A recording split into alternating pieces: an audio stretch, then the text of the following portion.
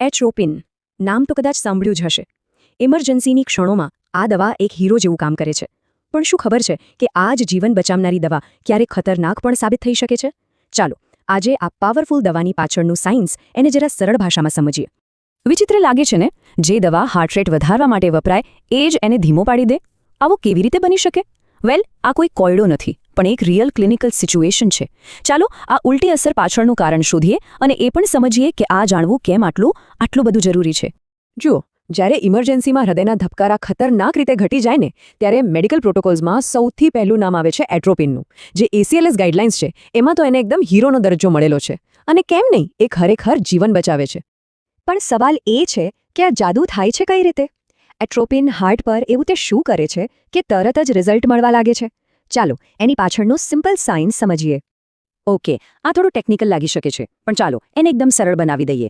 એમ સમજો કે આપણા શરીરમાં એક સિસ્ટમ છે જે હાર્ટ રેટને કંટ્રોલ કરવા માટે બ્રેક લગાવવાનું કામ કરે છે. બસ એટ્રોપિન આ જ બ્રેક સિસ્ટમને કામ કરતા રોકી દે છે. સિમ્પલ. અને હજી વધારે સિમ્પલ રીતે સમજીએ. ચાલો માની લો કે વેગસ નર્વ એટલે કે આપણી વેગસ ચેતા એ આપણા હૃદયની બ્રેક છે. એનું કામ છે ધબકારા ધીમા પાડવાનું. હવે એટ્રોપિન શું કરે છે?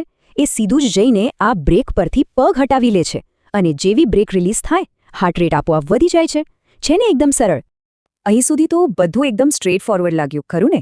પણ હવે આવે છે આખી વાતનો સૌથી મોટો ટ્વિસ્ટ.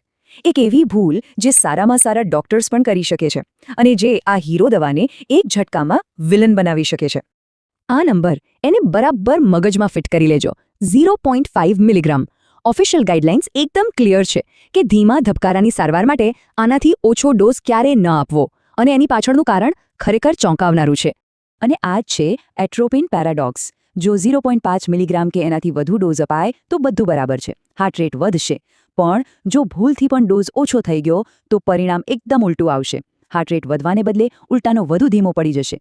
આનાથી પેશન્ટની હાલત વધારે ગંભીર બની શકે છે. આ એક એવી ભૂલ છે જેની કિંમત ખૂબ મોટી ચૂકવવી પડી શકે છે. તો આ લો ડોઝવાળી ભૂલ તો આપણે સમજી લીધી, પણ શું વાત અહીં જ પૂરી થાય છે? ના, બિલકુલ નહીં. હજુ 2 એવી ક્રિટિકલ સિચ્યુએશન્સ છે જ્યાં એટ્રોપિન આપતા પહેલા 2 નહીં પણ 4 વાર વિચારવું પડે. આપણે આગળ વાત કરી કે એટ્રોપિન હૃદયની બ્રેક પર કામ કરે છે, બરાબર?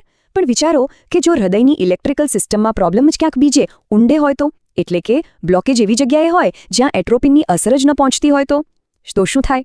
વેલ, આવા કેસમાં જેને આપણે હાઈ ગ્રેડ હાર્ટ બ્લોક કહીએ છીએ એમાં એટ્રોપિન આપવાનો કોઈ જ મતલબ નથી, કોઈ અસર જ નહીં થાય. અને બીજી એક વાત, એટ્રોપિનની અસર ખાલી હાર્ટ પર નથી થતી, એની સાઇડ ઇફેક્ટ્સ શરીરના બીજા ભાગોમાં પણ જોવા મળે છે. એટલે જો કોઈ પેશન્ટને પહેલેથી જ ગ્લુકોમા હોય, પ્રોસ્ટેટની સમસ્યા હોય કે પછી માયસ્થીનિયા ગ્રેવિસ જેવી કોઈ તકલીફ હોય તો એટ્રોપિન આપવાથી એમની હાલત વધુ ખરાબ થઈ શકે છે.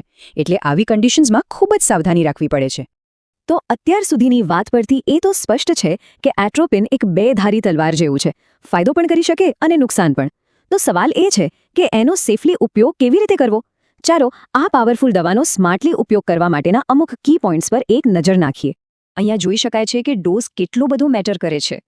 એક તરફ ધીમા ધબકારા માટે માત્ર 0.5 મિલીગ્રામ અને બીજી તરફ ઓર્ગેનોફોસ્ફેટ પોઈઝનિંગ એટલે કે જંતુનાશક દવાના ઝેર જેવી સિરિયસ હાલતમાં ડોઝ સીધો 2 થી 5 મિલીગ્રામ થઈ જાય છે. આનો સીધો મતલબ એ છે કે વન સાઇઝ ફિટ્સ ઓલ જેવું અહીંયા ચાલતું નથી. સાચો ડોઝ હંમેશા પેશન્ટની કન્ડિશન પર જ ડિપેન્ડ કરે છે. અને હા, એટ્રોપિન આપી દીધું એટલે કામ પૂરું નથી થઈ જતું. એ પછી પેશન્ટના હાર્ટ પર સતત નજર રાખવી એટલે કે ECG મોનિટરિંગ એ ખૂબ જ જરૂરી છે. ખાસ કરીને મોટી ઉંમરના પેશન્ટ્સમાં એમની માનસિક સ્થિતિ પર ધ્યાન આપવું પણ એટલું જ ઇમ્પોર્ટન્ટ છે. અને જો કદાચ એટ્રોપિનથી કામ ન બને તો પ્લાન બી જેમ કે પેસિંગ એ હંમેશા રેડી હોવું જોઈએ. અને છેલ્લે સૌથી ઇમ્પોર્ટન્ટ વાત, એટ્રોપિન એક જોરદાર ટૂલ છે, એમાં કોઈ શંકા નથી. પણ એ માત્ર એક ટેમ્પરરી સોલ્યુશન છે. અસલી સવાલ તો એ છે કે ધબકારા ધીમા પડ્યા જ કેમ? શું કારણ હાર્ટ એટેક છે કે પછી કોઈ દવાની સાઇડ ઇફેક્ટ? મૂળ કારણ સુધી પહોંચવું અને એની સારવાર કરવી એ જ સાચો ઇલાજ છે. હંમેશા યાદ રાખવા જેવી વાત, લક્ષણની પાછળ નહીં, રોગના મૂળ સુધી જાઓ.